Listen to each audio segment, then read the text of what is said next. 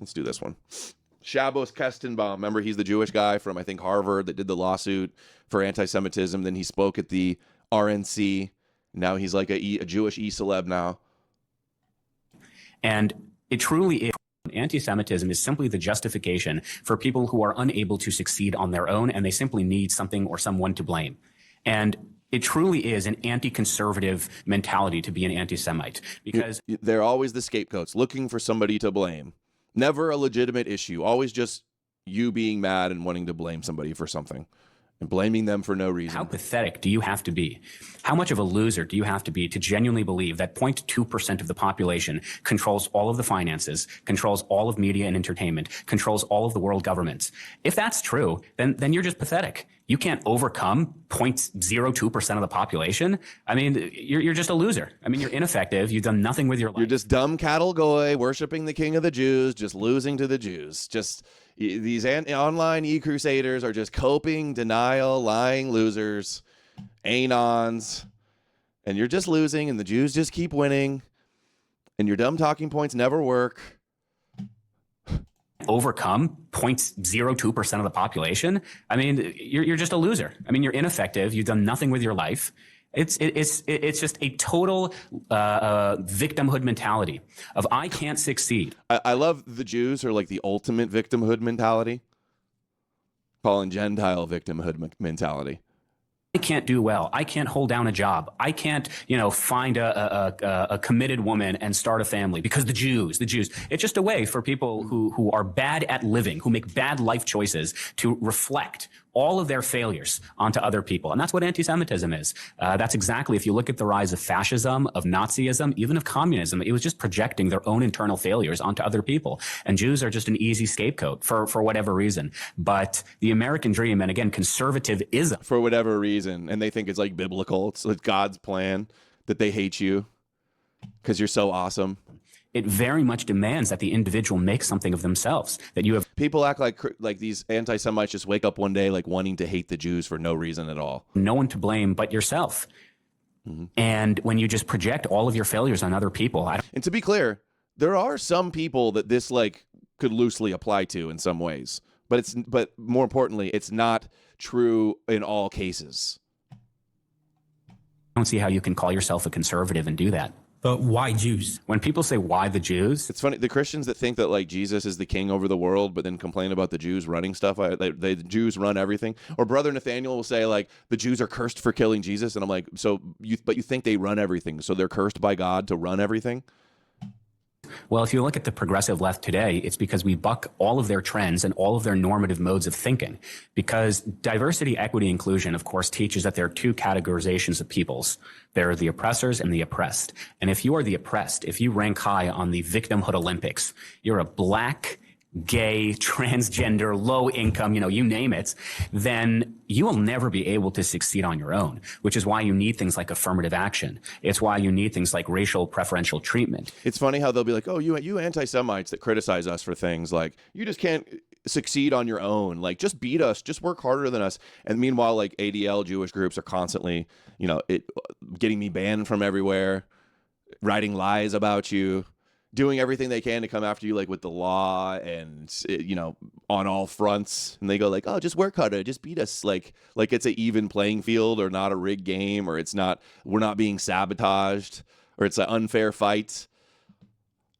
Those type of things. You need to either artificially lower standards or to artificially boost. Just build your own. Oh, you're mad about being censored by the Jews? Well, just build your own, and then they'll ban you from the App Store or try to get you banned from the payment processor, right?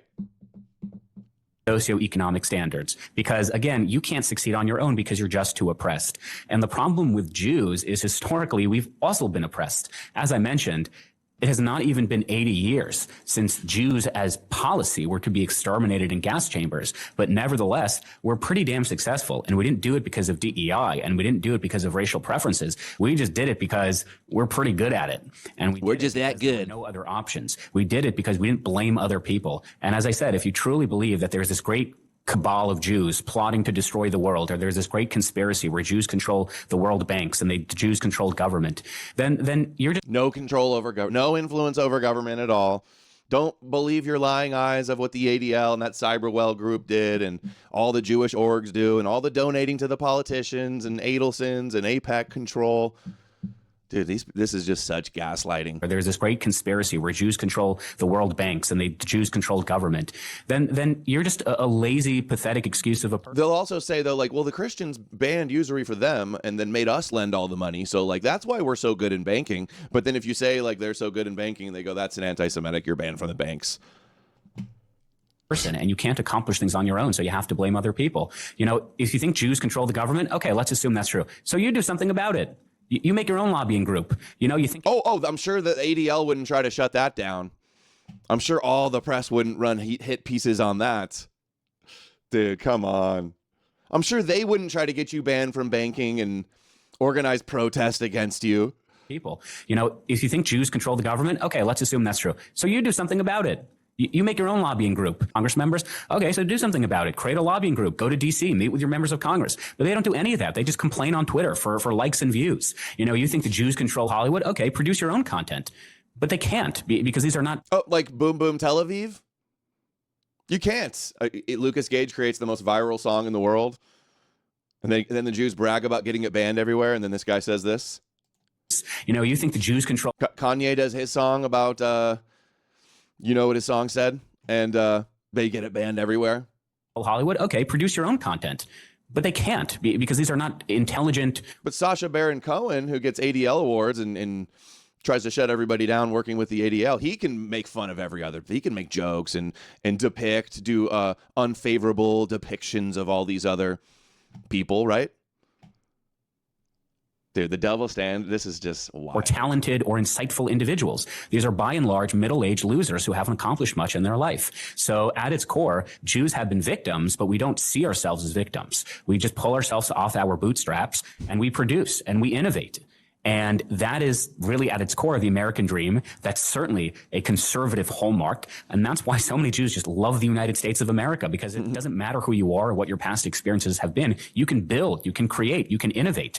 And these individuals who think that we just control everything are unable to do any of those things. For all your listeners who might be... They're just so much better. They're like, how come if a white guy were to say this about black people or Mexicans, like, would the ADL run hit pieces on them and say they're white supremacist? And say that they need more diversity, and say that they're all equal, everybody's equal. Seeing this and saying, you see, the Jews control everything. They're admitting it. Number one, we're not admitting it. But number two, if you really think that that's the case, then do something about it. Go build your own lobbying. You kind of are admitting and bragging about it, actually. Groups. Go build your own media in Hollywood. Go build your own stuff. Why is it the audio get messed up? Antisemitism. He was a Democrat that was flown out by the RNC, by Ezra Friedlander, to give a speech at the Republican National Convention, shilling for Israel and endorsing mass expulsion of anti-Israel foreign students, which happened. Really think that that's the case? Then do something about it. Go build your own lobbying groups. Okay, I guess it is just the audios. But if you think we do, then go do something about it. Rather. Go do something about it, Goy. Build your own. As they shut it down. I thought there was another clip here. Been focused again on disrupting extremism. Right, good one. He's got the same thought I had. To go straight to this clip. ADL's been focused again on disrupting extremist threats since the 1930s in this country. See, any white collective or white unity or being pro white people, they call it a white extremist threat. So you're not even allowed to like compete against them. They go, just compete against us. I mean, just work harder. You're just can't do anything. It's such bullshit. ADL's been focused again on disrupting extremist threats since the 1930s in this country, when we were engaged in can we stop Chabad? I see Chabad as an extremist threat. Is that the way the game is played? identifying and disrupting Nazi sympathizers in the United States. And in the 1950s, and we did. Oh, what about King David sympathizers? The King David, they want to rule the world. What about Moshiach sympathizers? With some degree of are Moshiach sympathizers a extremist threat? What do you guys think? Success. Again, identifying people who are sympathizing with the Third Reich and were in German American social clubs, or finding people that sympathize with Zionism in Israel. Penetrated other parts of society. We identified them and shared that information with law enforcement. In the 1950s, we were very involved in helping to sort of stop the spread of the Ku Klux Klan, as well as groups like the John Birch Society, another kind of very awful group, or white citizens councils in the South of the United States who were fighting desegregation. ADL was very involved in that movement. In the 80s and 90s, we were very focused on, after the rise of skinheads and other white supremacist groups, like the White Aryan Resistance and the Order and whatnot. So let me be clear. We have no friends in those right-wing extremist circles who remember the work that we've been doing, again, since the 1930s up till today. Remember this? This was when they were just privately working with them. Now they're openly bragging about their partnership, the ADL with PayPal, which banned me, of course. It says topics that get banned are anti-immigration, white advocacy, or nationalism. So just advocating for your white people, you get banned by the Jewish advocacy group. That's where we're at. Where's the double standard one, too?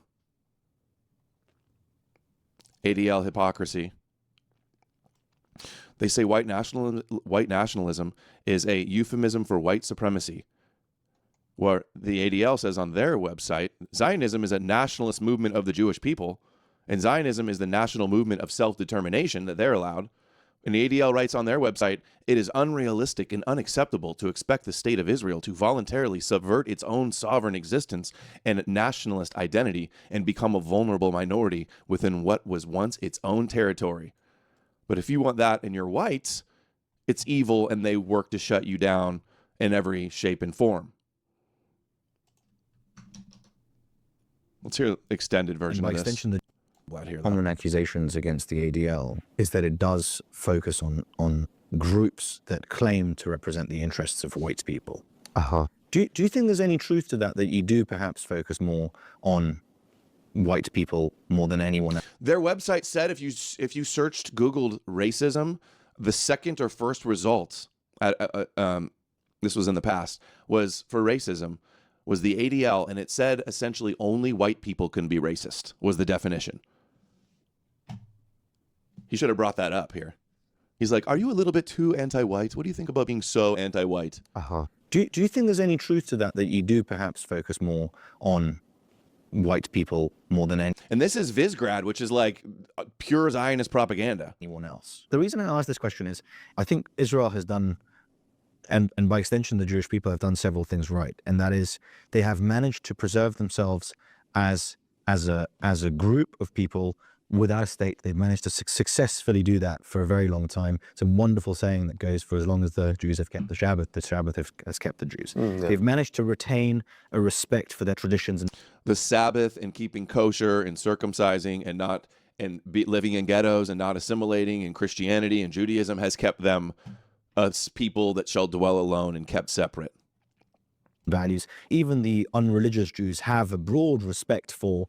They've managed. Yeah, Jews are allowed to go resettle and conquer Gaza and the West Bank. Jews are allowed to go conquer the West Bank because they think God gave them the land, and they could have Jewish-only little communes. But Arvel can't do it in Arkansas. And then these Jewish guys like Kestenbaum go, well, just outcompete us. Just work a little harder. Just start your own thing. To have, especially in Israel is the only Western country with an above a replacement level demographic rate. They've been very good at having strong borders. They've stuck together, right? And the fact of sticking together, the reason that they managed to survive. Dude, is this the first time Greenblatt's ever been pressed on anything? Greenblatt doesn't do debates. He goes on in lectures and gets no pushback from all of mainstream media. That's what happens. I've never seen Greenblatt pressed in my life. Have you guys?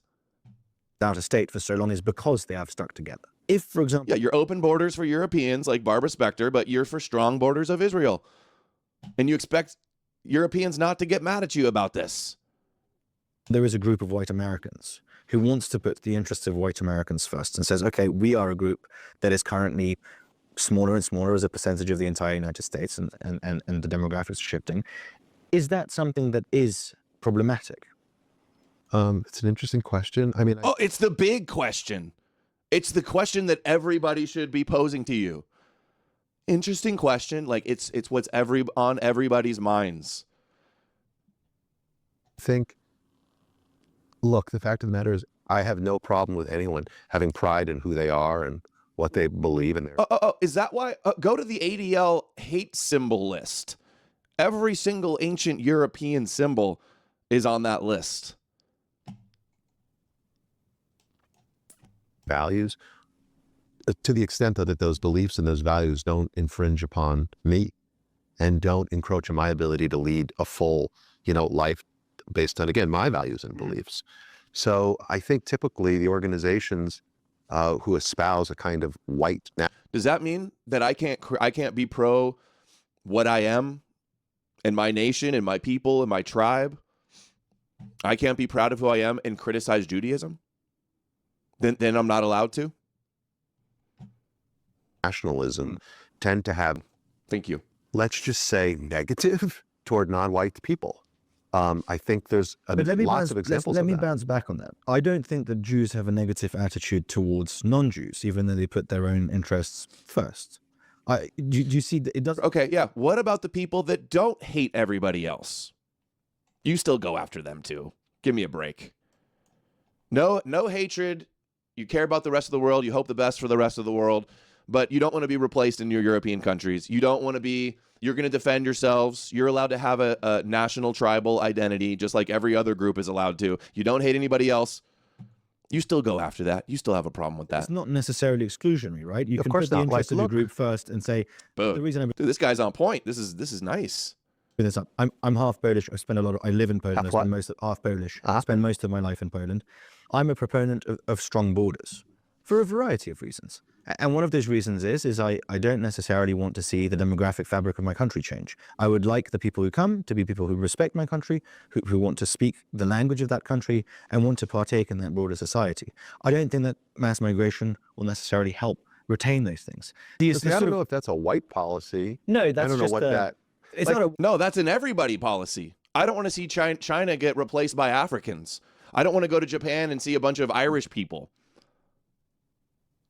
It's not a white thing. You're saying it's for everybody but white people is what you've been doing. those things. I don't know if that's a white policy. No, that's I don't know just what that.